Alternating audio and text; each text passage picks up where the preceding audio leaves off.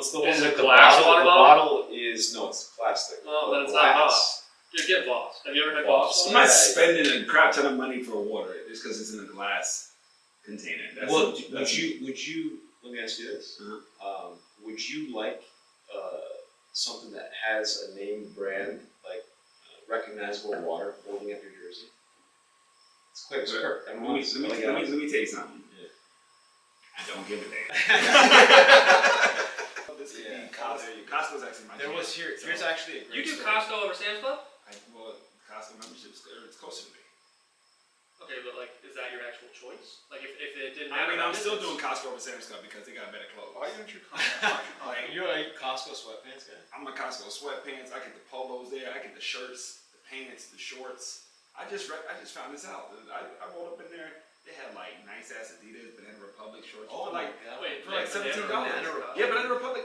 Boy, let me tell you, Banana Republic is Costco. Can we get some of our pair?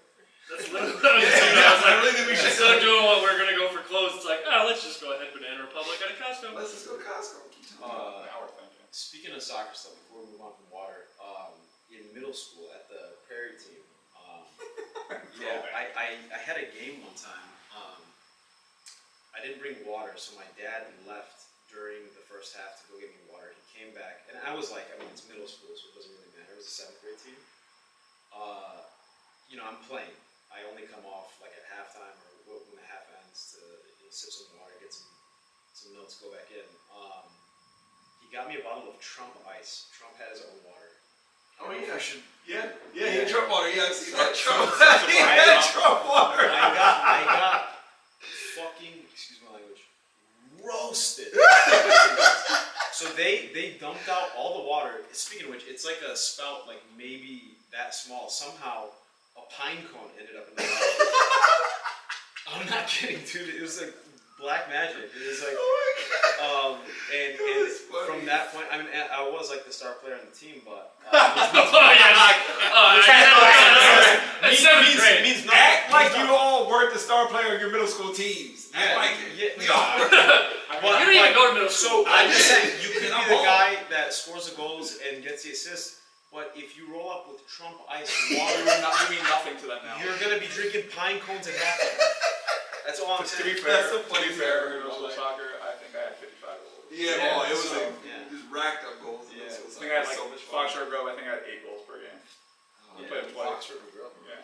Yeah. Oh yeah. They were terrible. Dude, middle school soccer. I remember, like parents would be sitting on the sidelines, and in middle school you might get the odd grandparent coming in, and there's guys like ripping cigars, like right on the sideline, smoke blowing across the field. It's the field's on a slant. It's a tragedy. It's like Sunday League, but for tiny children. Yes. So that's all it is. Yeah. It's just you got the families. You're just there. You're just there to bag goals. Yeah. And then write about it to your girlfriend in middle school. Of course. Yeah. Yeah. Goals. So. And middle school soccer was co-ed, so it was like if your girl was on your team, this was co-ed. Yeah. It's like kids now don't even have that. Like every field is like better than what we grew up on. Oh my god. Like people still growing up, like people still complaining, being like, 100%. our fields are so bad.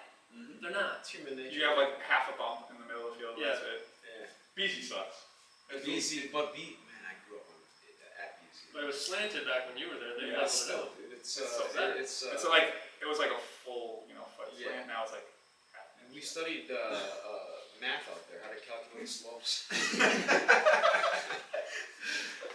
I learned an acute angle there. It's Right to 90 degree. It's just a rock in the middle of the field. You just learn how to just avoid stuff. Builds ankle strength. Yeah. Honestly, we have less. Well, are your guys' ankles all messed up? Or Yeah. Yeah. real terrible. Dude, my crack just Yeah, for going like that. You get that? That's on command. Oh, there you go. Oh my god, yeah. Oh, I'm not the only one. Dude, I can't Yeah, sneak out of the house ever.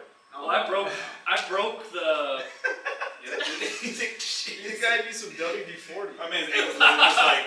I don't know what WD-40 is. Yeah. Oh man. What were you saying?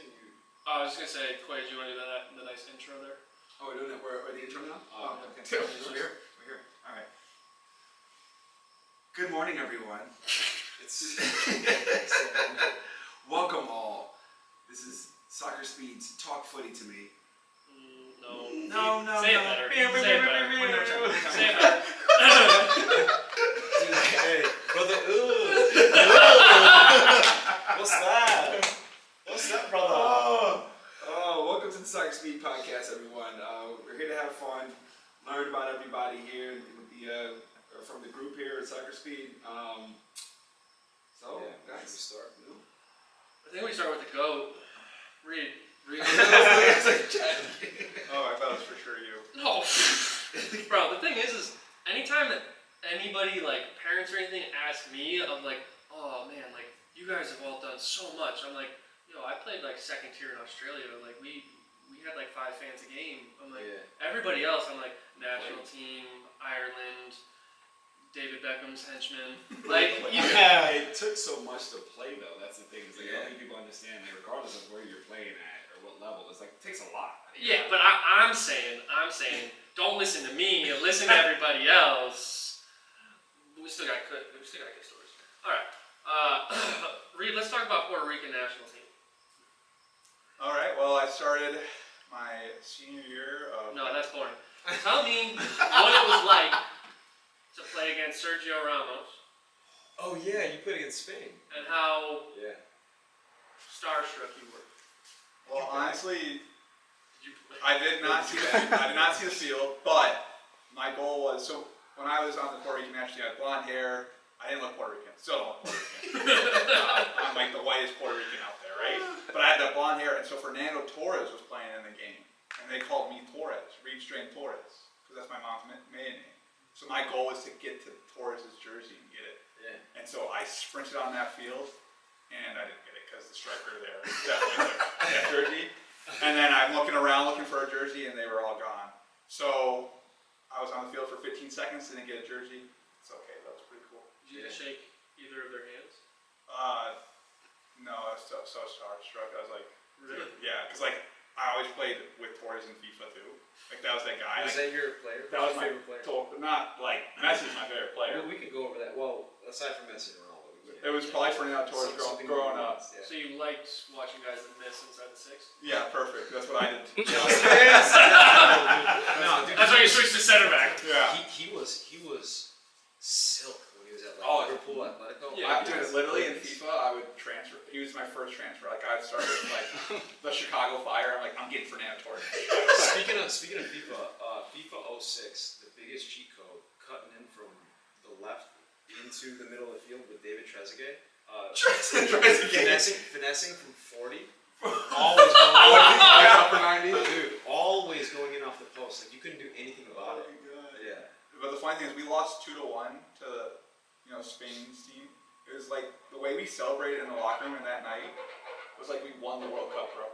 Yeah. We scored a goal against Spain, playing a 5-4-1, and wore like a 5-5 for most of the game. Yeah. The striker would pretty much just sit back, and then like once we won the ball, he just sprinted. Flick on, Ramos, pass Ramos, the striker runs onto it, shoots it. Ramos, with his pace and just being so good, gets a tip on it, and knocks in the corner, and we score. He scored off Pepe right now, dude. It was the biggest celebration. Yeah, what was the possession set? 91 to 9. I was surprised that we even got 9. But You just sit in, park the bus, inside 18 It's the like whole time. 16 completed passes the whole game. When Blanco was around. Because Blanco. Hey, shout out Cuauhtemoc Blanco. He is Awesome. unbelievable player. Yeah. The dude was just like, the crowds he would bring in were crazy. Yeah. It was insane. And it was just like, that's what I believe Chicago needs is that style of like, we don't. You're saying Shaqiri is in the big I'm draw? sorry. He just left. I'm sorry. I don't understand after the your choices. And Schweinsteiger, we had Schweinsteiger and Yeah. Shaqiri, and I think Schweinsteiger's a great player. I think Shaqiri he doesn't bring. but we just need people to bring an atmosphere. I want an atmosphere when we go to a game as well as the play, right? Yeah. So, and even the players themselves would probably want more of an atmosphere. So, if you bring in, a Polish player or a Spanish or a Mexican player, you're gonna get more people in the seats just to see that player. Yeah, I think short of like Lewandowski, who are you gonna bring in Polish wise? That's it. That's all we need right now. He's almost on his way out anyway. Let's bring him on in. Yeah, he scored a goal. Yeah, I know, but I'm saying we we got 1 more year, 2 more years in him. Like we gotta get him. We just gotta start throwing, Saudi Arabian numbers. No, we can't. Where's that number? We are broke. Anyway, Puerto Rican national team. Yeah, that's pretty cool. Yeah, That's so sick. and then U23. So my team, sorry, not U23. U20 was the furthest team to ever make it in World Cup qualifying. We were 1 game away. We had won it. We would have qualified for the World Cup U20s. Nice. So we went to Mexico, played against Jamaica first game. I scored a goal. And we were down 1-0, scored a goal. It was easily one of the worst goals I've ever scored in my life. Complete. I know. You put a goal, you put it in. But the best part was my celebration. I was so excited. I don't even know what the celebration was. I like pointing in my head and stuff. I don't even know. But yeah, so scored that. We ended up losing 3-1, and then we played Panama and lost 3-0. But Act like you scored before you. I know, not that big of a crowd. We should get into Saudis after that. I mean, you probably don't have any. Wow. Well, tackles like. Did you score? Corners? What, free kicks? Bangers? Some Vincent Company? Some fours at the game. Bangers. Yeah. Speaking of bangers, we gotta get Ethan's dad to see us. He's got a couple bangers at what are you, 9 and 10? Yeah. House one up. Yeah. Oh, I thought you were saying his dad from when he played at U19. There's a couple of those in there. You know? No, I had 2 goals post college, Yeah. and 1 in Australia, and 1. We're not talking about own goals. That's more professional goals than me. No own goals. If we're counting own goals, it was 3. If we're not counting own goals, it's 2. But I had 1 in Brisbane, 1 in Melbourne. The own goal too. He did upper 92, so it's like up. Nah, my own goal. This is the worst story ever. It was actually. So I was on. This was my 2nd year in Australia. I moved to Melbourne. I was on trial with this team. Was going to be a good team. Was pushing for promotion, but it was an hour and a half away from where I lived. And so I ended up just talking with the coach and being like, he was like, look, you can be on the team, but like, and we'd love to have you, but you need to move down here.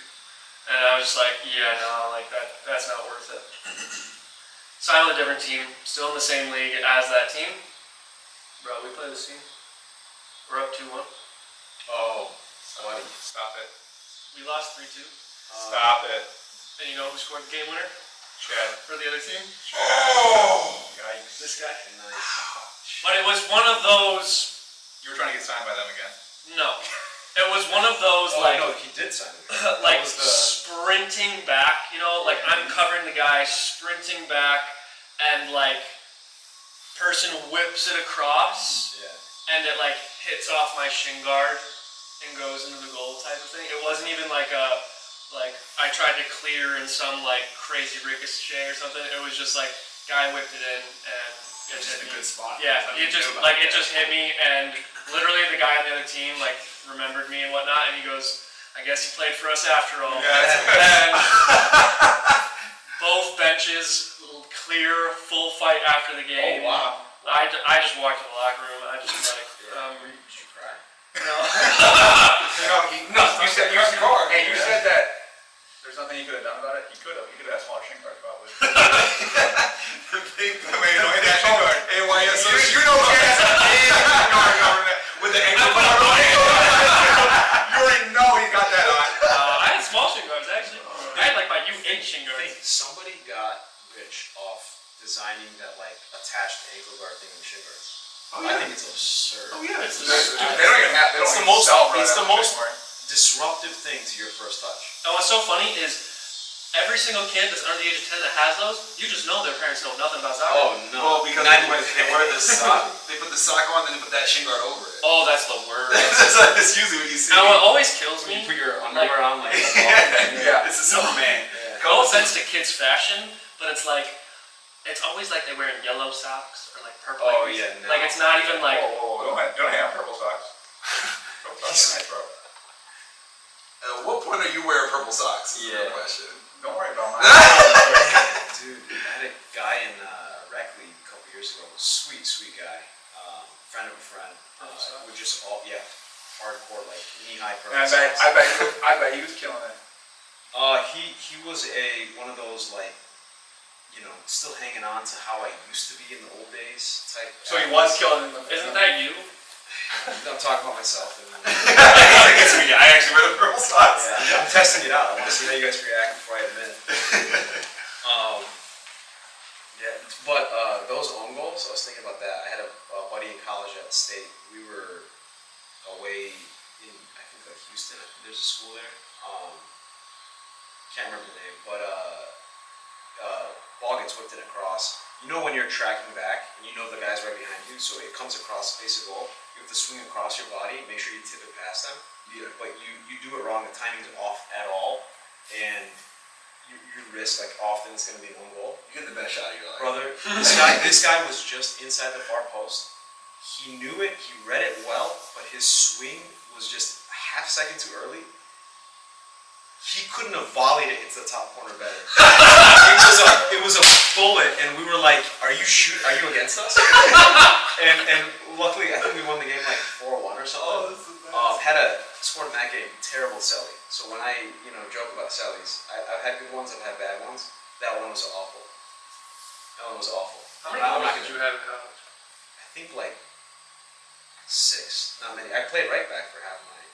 Yeah, So yeah. I had a lot of assists. Whip them all. Because you played more winger when you were Well, yeah, that's when I had the goals. Winger, a little bit of forward. Then I went to right back. right back in college. And I even played CDM one game, UCLA. My coach was just like, we're not really getting anything going. Try serving out of the midfield. Yeah. Just busted up in there. And they had a dude, I'll never forget this guy's baller, this German guy, if I can remember his name. He was their attacking mid. Their like 8 was this left-footed dude from Real Madrid's academy. And yeah, that was a nightmare. I wonder if you Yeah. ever played against. Yeah, right? Chelsea Academy? No, this kid is like closer to cut that out. Stuart, I love you. He ain't gonna watch this. Well, yeah, You don't know. just drops me to CDM against UCLA, and this is when they were top 5 in the country. I think they lost in the Final Four that year or something. And it was like, holy crap, dude. So a lot of half my college career was, midfield, outside back, on the wings. Tough to be a number 9, especially in the Big Ten. Yeah. Yes. You're going at guys your size. The Center back pairings are like they combine for like 13 feet of height, Yeah. over 500 pounds. Especially back in the day. Yeah, The bigger, the better. yeah. That's Okay, let's switch topics here. Let's talk about that jersey in front of Cuevas. So, tell the story how you were 23 at LA Galaxy, and then how you weren't 23 at LA Galaxy. I'm gonna say it in the simplest way because exactly how it happened. All right, so this was my original number in LA. How old were you when you got drafted? I was 16 when I got drafted. What? And then I played my first game at 17. And so like, so I got drafted, and we had actually was it the summer? Right, I went out to see the team, meet the team after I had gotten drafted because I was still in residency, still going to high school, right? So I went out to meet the team, and actually David Beckham was there. So I have a picture with me and 3 of my other buddies and him before he had even thought about like signing there. So like, first season starts up, and I'm still 23, and all of a sudden it's like second season rolls around, and David Beckham had signed during the off season, and I get this. I come in and there's nothing in my locker, and I'm just like, I'm assuming I'm no longer number 23, and our equipment manager just goes, no. He's like, it's time to pick a new number, bud. And I'm like, all right. Shout out to Raul, that's my guy. But but yeah, they switched me up, and since Chris Albright, great player as well, had number 5, which is my other favorite number. So the 5 was my number during club soccer. I loved it, and I couldn't take number 5, so I chose number 15 instead. So that's how I ended up with it. So basically, Galaxy said, "Hey, you're our Michael Jordan. You're getting drafted at 16." And then they said, Beckham is now going to be our They said- new Michael They Jordan. said, no, whatever he needs, You go by that. They said, We got Michael Jordan now. See, I'm just still upset because it's like in the NFL and everything, it's like, big guy comes in, wants the number of somebody, it's like, hey, I'll get you a steak dinner. Like, what Brady give number 12 on? I've heard in NFL they sometimes pay like Yeah. Brady gave the guy a Bitcoin. Where's your Bitcoin? I wish I had some Bitcoin. Yeah. Or even like You wouldn't be a here. little stake in to Miami. But no, nothing. I mean, it was just a It was, quick switch out. It was nice. Enjoy that 23rd. You got it. Although we did get like suits and stuff, which was nice. Had a full Hugo Boss suit, Dang. which was dope. Slim fit. Yeah, Nice. it was nice. Well, it's fit. It's tailored. Yeah, everything was tailored. Wide Yeah, open, it was awesome. Yeah. Does that still fit you? No, God, no. I have changed. My body size has definitely changed. You got shorter. It's like, but like the jacket didn't fit anymore. I was like, oh my God, too big, too heavy. By big, I don't mean muscular. I mean heavy.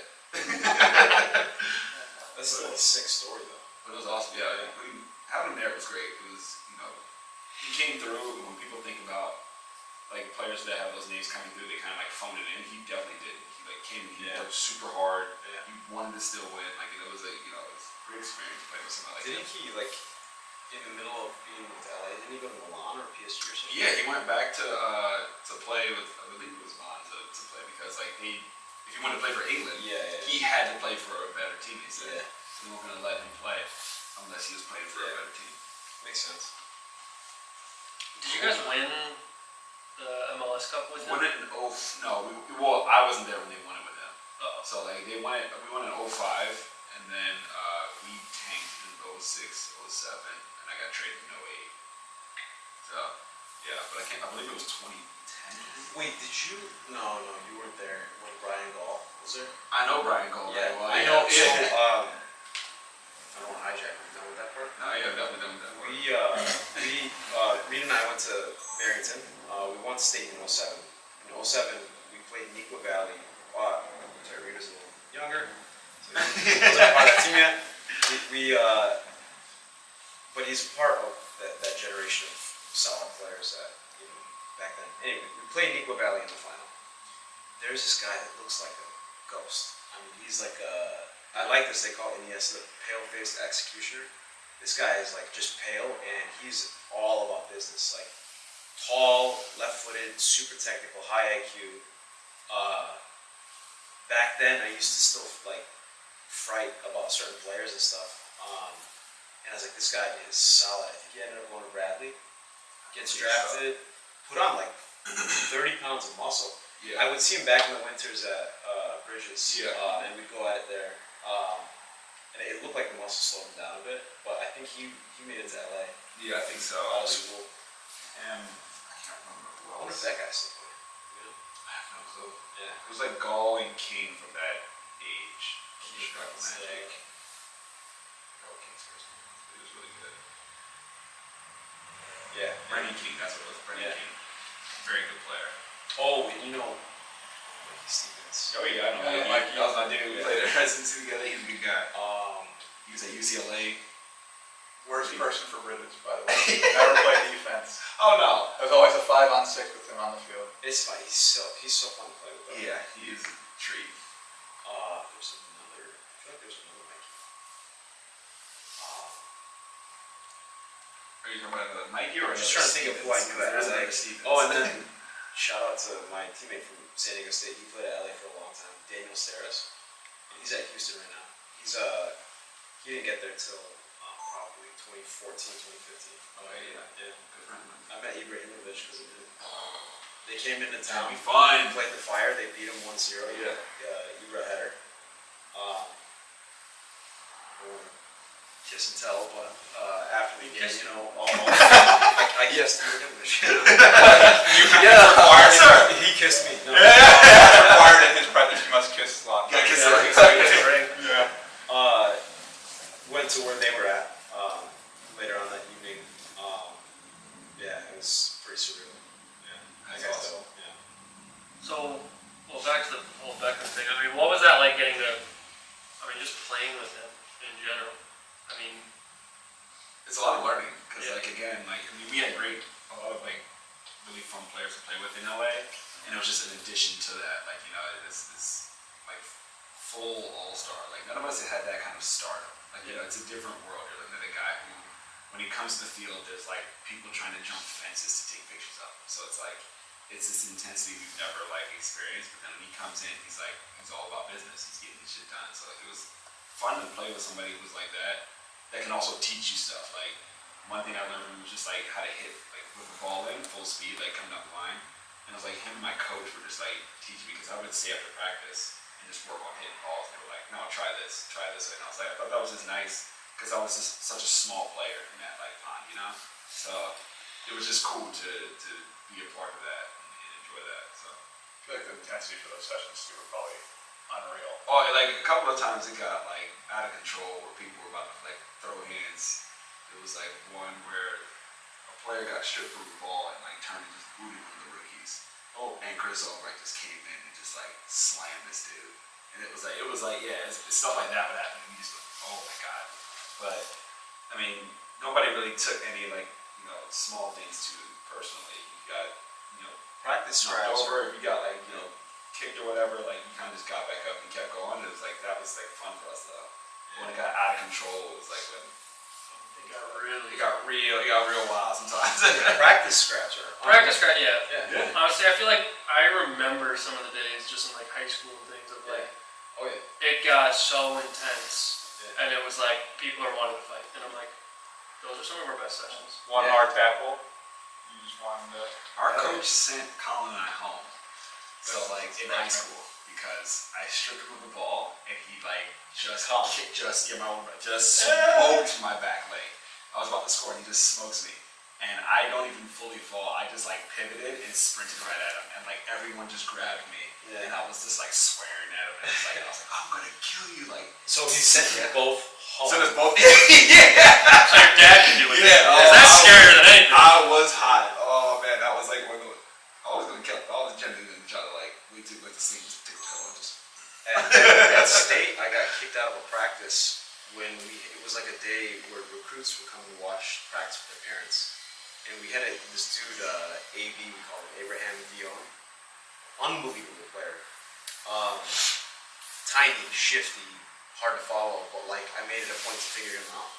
And so whenever we had these like, you know, those possession games where it's just pass, whatever. He was like the guy running his team. I'm gonna mark this guy, I'm gonna shut him down. And I did. And finally he just got so sick of me, clobbered me from behind. I knew it right when it happened that he's just getting me. Got up from there, just one hand threw him like 5 yards or something. He gets back up, he pushes me 2 hands, and I'm like, you're 5'4". I put him in a headlock. I put him in a headlock. How and tall are you? 5'10". Yeah, I slouch, so maybe 5'11". Honest enough. You guys are almost 6 foot, man. Get out of here. Players in chat are like 6'4", and I'm like barely 6 feet, so not that much taller. I mean, get rid of your hair, you might be 5'9". Oh, Jesus Christ. You got one coming. I don't think you can read.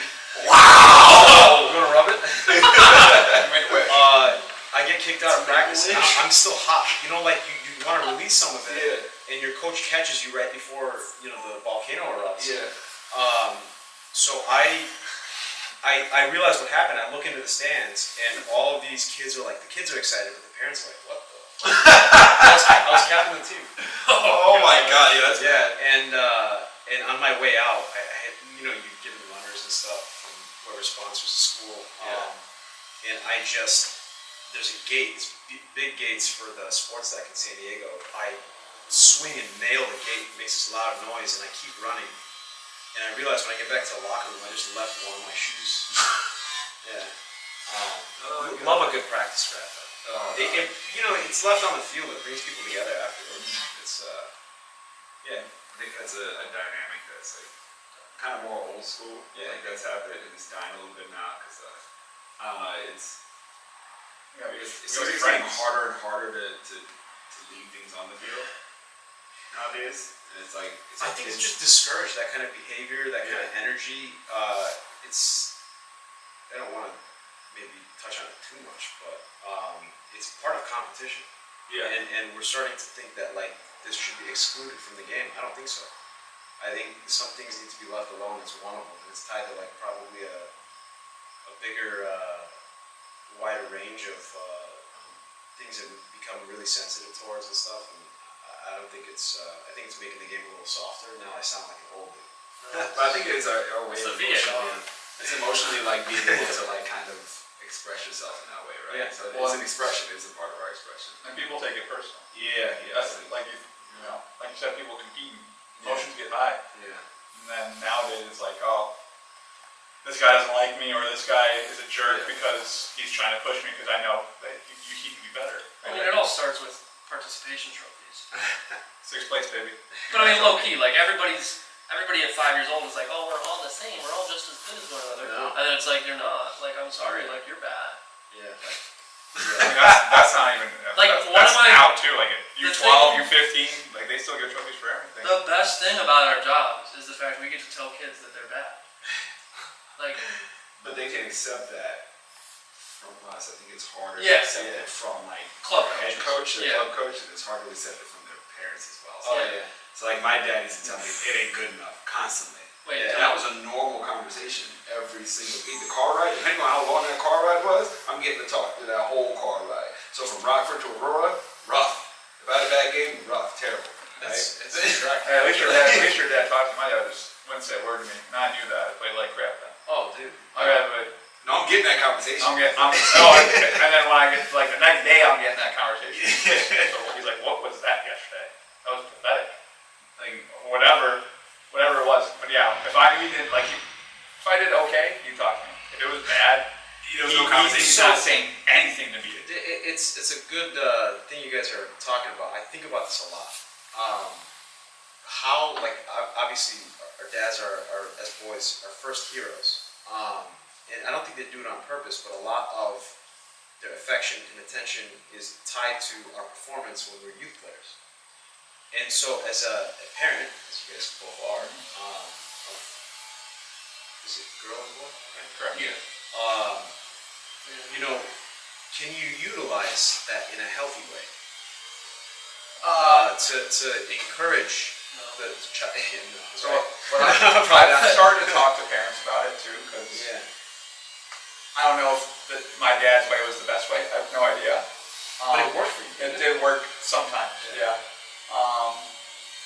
I could beat Spain, so like, it worked. my approach now is talk to their kids and say, hey, what are some things you did well in the game? And then what are some of the things that you did poorly or that you need to work on? 2 or 3 things. And let them lead the conversation a little bit more instead of like the parent leading the conversation. That way it makes them think about, they feel more comfortable about expressing about what happened. And then I think that's a better way to handle it. Maybe. I don't know. I don't have the crystal ball. I'll say. Well, he got drafted at 16, so whatever the heck his dad did, like But again, you're star. you're talking about somebody who had a brother that also did the same thing, and then the people around us. So I played the Chicago Magic. We were a dynasty, right? So like you're talking about people who built a culture. Our coaches built a culture of just like we will kill anybody who steps in our way. And so like not many teams have that same kind of like structure. Yeah. And so like it's that built into like the same things when I went to residency. Those boys that I went to residency with, like we worked. Like every day was soccer, and it was Everybody we wanted to loved win. it. Yeah, All the time. we loved every bit of it. And then when we had a day off, we were still playing 5v5 down at the turf field. Like it's like there was no stopping us, right? Yeah. And it was like that love for the game, but also that love for your teammates. Like you guys walked into the party on Saturday, like all those guys that were there from like my side were all guys I played with, right? And so like that's the culture that we built. I wasn't invited. You're new. It took him 3 years, bro. 3 years. Well, really 2, but Yeah, that's the first time I've ever met his wife. So. Yeah. But like, yeah, it's just like the culture you build around it, and like we also try to help each other, but we're all still like we're not competitive in that same sense. We're competitive in like what we do for our families. We want to make sure like we do the best for our families and for each other. So like we watch out for each other still. We do everything for each other, but still like that same kind of like family competitive vibe. So I like that. With I think that's something that's again it's died. Because like if you talk to like my boys, we were at each other's houses from like ages 13 all the way up through before they went to college, right? But I can't say that for the kids that I coach, which is unfortunate. Yeah. Right? I want them to have those same kind of relationships because you should be able to call on those players when you're having the toughest of times, right? And during the recruiting sessions, like the recruiting is very difficult for like a lot of our players. When you get in high school, recruiting is really difficult. Even going before that, moving from your regular clubs to a GA or to an MLS Next is very, very difficult and exhausting, right? But if you got good people around you, regardless, and they should be okay with the fact that if you move up and go to another team, they should be happy for you. Like, I was looking at that people were actually truly happy for me when like things went well. Yeah. Whereas like I find players and even parents sometimes to just be hating on kids. And thinking that they're not, like, and I'm just like, that's a little bit of the toxic negativity. Like, yelling at your kid about a soccer game is nowhere near, I feel like, as detrimental as them hearing about somebody else talking trash behind their back. Right? I would say such a big thing now is like little Johnny's playing U12 and gets the option to play at U13 because he's killing it. And then 5 other parents are like, well, we need to get that opportunity too. Like, why are we getting it? We're paying the same fees. Like, we're just as... It's crazy because, soccer is obviously a team sport, right? Yeah. You're as good as your weakest player, right? You guys got to build up as a group. And nowadays I just want my kid to be good. Yeah. And I don't really care about Timmy, right? If your team is all good, or like, your lowest player is barely worse than your best player, you're going to be a much better group. Right, and if you're hanging out and enjoying each other, Timmy scores, then Johnny scores, you're all celebrating, and Johnny gave the assist the next time and stuff like that. You're then happy. That's what I remember growing up too. Quite this is just like the teams that I played with. We were all hanging out. We were all friends. We were all supporting each other, and when one did well, the team did well. And that's just not the case anymore. It's like, how can I get my son or daughter the highest team, or how can I get my son and daughter in the best situation possible? The best situation is your team. Your team has to be together. Your team has to be on the same page with your coach. You have to have a good coach, a good system, and all that stuff. And that's just not the case anymore. It's a very individual sport when it comes to parents and players now. Or how many goals can Johnny score this season? And that's the problem. And like, you can have goals. Like I think that players can have goals for themselves and things like that. But like it should be, as you said, in that team structure, right? It's like if you can set and do jobs, like if you're in the field, if you're a striker, you should be one putting goals in. If you're a winger, putting goals in the back of the net and serving balls, right? It's like if you're a waiting back, like it doesn't matter if you should be, tracking back, doing your job, but also serving balls, trying to get goals, doing that stuff. Like it should be a collective effort to get as far as you possibly can. I think that it shouldn't be this like, only one person is like our star, or like everyone wants to be a Ronaldo or Messi. Yeah. You don't have. Everyone's got a role in the field, right? Yeah. If you're a center back, you're not going to be a Messi or Ronaldo. Oh, it's a different vibe. But then you broke his heart. Yeah. I mean, dude, that banger for the other team was sick. So. If you really feel that way, you should put it on Friday Bangers. What? You get to a certain level, the coach will kind of decide for you how you can get on the field, and you just gotta take it. Yeah. That's the thing. So many players now are just like I had a conversation with a kid, and I was like, you need to switch to either an outside back or to the wing. Yeah. And he was like, no, I'm a 10. And I'm like, you're a 10 on your team, but if you want to, I was like, you're a 10 on your team, and you can play D3, like, nothing wrong with that, but all you're doing is talking about D1, and you ain't that, bro. No. Like, it's not happening. There's a certain gravity, like, at each level of competition that, like, the 10 has to have. Yeah. You could be brilliant at a certain level. You could be that guy at a certain level, but then you get to the next level, the next level, the next level, and then it's like, man, everybody was a 10 where they came from. Yeah. Everybody was a 10. The 10s at this level are just like they have a different gravity. So. Well, thanks for tuning in. Until next time. We'll catch you at Talk Footy.